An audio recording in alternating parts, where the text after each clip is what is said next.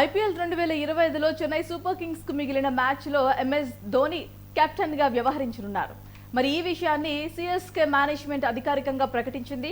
ప్రస్తుత కెప్టెన్ రుతురాజ్ గైక్వాడ్ గాయం కారణంగా ఐపీఎల్ కు దూరం కావడంతో సిఎస్కే కు మేనేజ్మెంట్ ఈ నిర్ణయం తీసుకుంది. అయితే రుతురాజ్ మోచేతికి గాయం కావడంతో ఐపీఎల్ నుంచి పూర్తిగా తప్పుకున్నాడు. కాగా ఈ సీజన్లో చెన్నై సూపర్ కింగ్స్ ప్రదర్శన పేలవంగా ఉంది.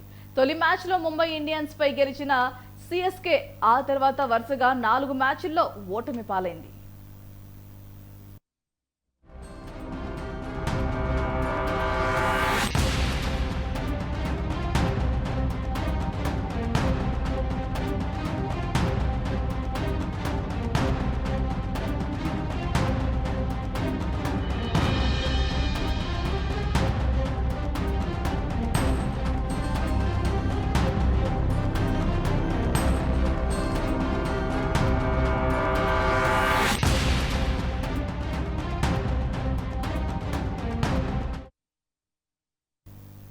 మరి ఇప్పుడు ధోని కెప్టెన్సీ తీసుకున్న తర్వాత అయినా సిఎస్కే జాతకం మారుతుందో లేదో చూడాలి. అయితే ఉన్న పలంగా రుతురాజ్ గాయపడటం కూడా అనుమానాలకు తావిస్తోంది. గతంలో ఇలాగే రవీంద్ర జడేజాకు కెప్టెన్సీ ఇచ్చి సిఎస్కే వరుసగా ఓడిపోతున్న క్రమంలో అతన్ని తప్పించింది.